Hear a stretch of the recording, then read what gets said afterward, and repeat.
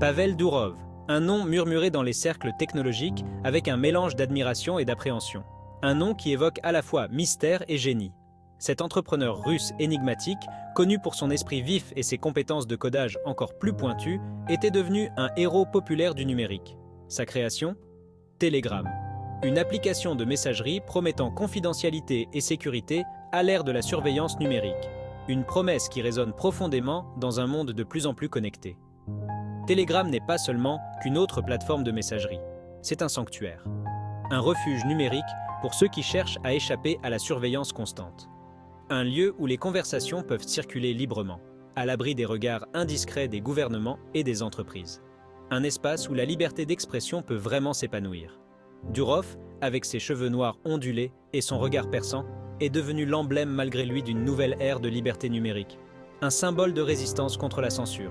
Des millions de personnes ont rejoint son mouvement, attirées par la promesse d'une communication sécurisée. Une communauté mondiale unie par un désir commun de confidentialité. Mais chaque héros a ses démons, des ombres qui planent sur leur succès.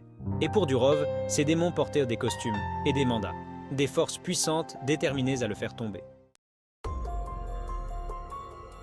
Les murmures ont commencé dans les couloirs du pouvoir, des chuchottis qui se sont transformés en rumeurs persistantes. Les gouvernements, longtemps préoccupés par le cryptage impénétrable de Telegram, se sont plaints de son potentiel d'utilisation abusive, évoquant des scénarios de sécurité nationale. Ils ont pointé du doigt des éléments criminels utilisant la plateforme à des fins néfastes, leurs paroles imprégnées d'un mélange d'inquiétude et de menaces à peine voilées, cherchant à alerter le public.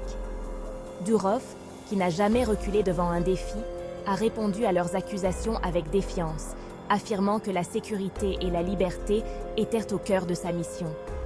Il a soutenu que la vie privée était un droit fondamental, et non un privilège réservé à une minorité, et que chaque individu méritait de communiquer sans crainte d'être surveillé. Il a insisté sur le fait que Telegram ne fournissait qu'un outil, une plateforme neutre de communication, conçue pour protéger les conversations privées. La responsabilité, a-t-il affirmé, incombait aux utilisateurs et non aux fabricants de l'outil, soulignant que chaque technologie pouvait être détournée de son usage initial. Mais ces paroles sont restées lettres mortes, ignorées par ceux qui cherchaient un bouc émissaire. L'étau du soupçon s'est resserré, jetant une ombre menaçante sur Durov et sa création, alors que les tensions montaient. Le monde entier observait, retenant son souffle, le drame qui se jouait, se demandant quel serait le prochain acte de cette saga complexe. C'est arrivé avec la rapidité de l'éclair. Le 25 août 2024, Pavel Durov a été arrêté en France alors qu'il descendait de l'avion à l'aéroport du Bourget, puis a été placé en garde à vue. Cette interpellation du PDG d'une plateforme aussi importante est une première mondiale. La France est donc pionnière dans les offensives contre les applications chiffrées. Pavel Durov, né en Russie, parle français et avait obtenu la nationalité française en 2021. Il séjournait régulièrement dans notre pays. Les autorités macronistes arrêtent donc par surprise le créateur d'une application qui est utilisée jusqu'au sommet de l'État et qui a été naturalisée il y a seulement 3 ans. Les autorités macronistes arrête donc par surprise le créateur d'une application qui est utilisée jusqu'au sommet de l'État et qui a été naturalisée il y a seulement 3 ans. Que signifie ce coup de pression ? Avant de fonder Telegram, Pavel Durov a d'abord créé le réseau vContact, l'équivalent de Facebook en Russie. Pour autant, le chef d'entreprise aujourd'hui âgé de 39 ans s'est très tôt engagé contre Poutine. Il a pris parti pour les grandes manifestations contre le régime russe en 2011 et 2012. Il a refusé à plusieurs reprises de coopérer avec le FSB, la police politique russe, et a été expulsé du pays en 2014. Aujourd'hui exilé, il n'est plus le bienvenu dans son pays d'origine. En 2018, il est à nouveau menacé par les autorités russes qui ont tenté, sans succès, de bloquer Telegram. Acte 4. Les accusations. Un réseau d'intrigues.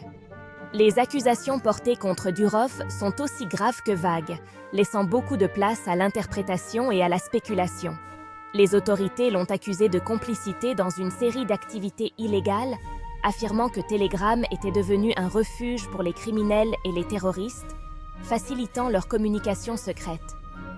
Ils ont allégué que la plateforme facilitait le blanchiment d'argent, le trafic de drogue et d'autres transactions illicites qui échappaient à la surveillance des autorités, et même la planification d'actes de violence allant des manifestations violentes aux crimes organisés.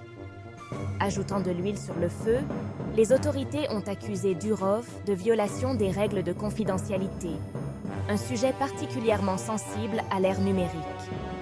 Ils ont affirmé que les protocoles de cryptage de Telegram étaient délibérément conçus pour faire obstruction au travail des forces de l'ordre, rendant leur tâche presque impossible, entravant leur capacité à enquêter et à poursuivre les activités criminelles, et créant un environnement où les criminels pouvaient opérer en toute impunité. Enfin, ils ont accusé Durov d'obstruction à la justice, un chef d'accusation grave qui pourrait avoir des conséquences sévères.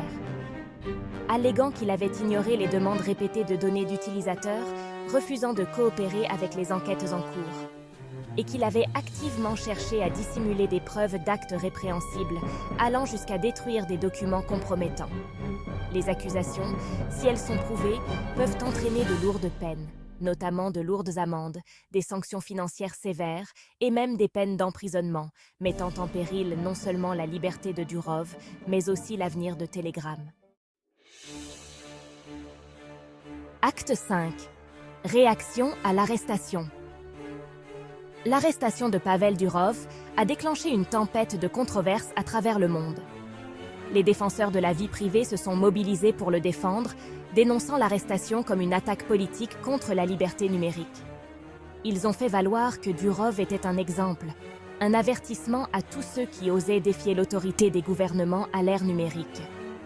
De l'autre côté, les organismes chargés de l'application de la loi et les responsables gouvernementaux ont salué l'arrestation, affirmant qu'il s'agissait d'une étape nécessaire dans la lutte contre la criminalité et le terrorisme. Ils ont soutenu que la vie privée ne pouvait pas primer sur la sécurité et que les entreprises technologiques avaient la responsabilité de coopérer avec les autorités dans l'intérêt de la sécurité publique. Acte 6. Telegram. Sous le feu des critiques, les répercussions potentielles. L'arrestation de son fondateur a laissé l'avenir de Telegram en suspens. La plateforme, autrefois symbole de défis numériques, était désormais confrontée à un avenir incertain. Serait-elle contrainte de transiger sur ses principes et de coopérer avec les autorités? Ou bien camperait-elle sur ses positions, risquant une interdiction potentielle, voire une fermeture? Les implications vont bien au-delà de Telegram. L'affaire est devenue un test décisif pour l'avenir de la vie privée en ligne. Si les gouvernements parviennent à sévir contre Telegram, cela va créer un dangereux précédent, encourageant d'autres pays à leur emboîter le pas et ouvrant potentiellement la voie à une ère de surveillance numérique généralisée. C'est la fin de cette vidéo, n'hésite pas à liker, partager et t'abonner si cette vidéo t'a plu, en espérant te revoir bientôt sur la chaîne L'Odyssée du Temps. Je te souhaite une bonne journée ou soirée. Ciao ciao.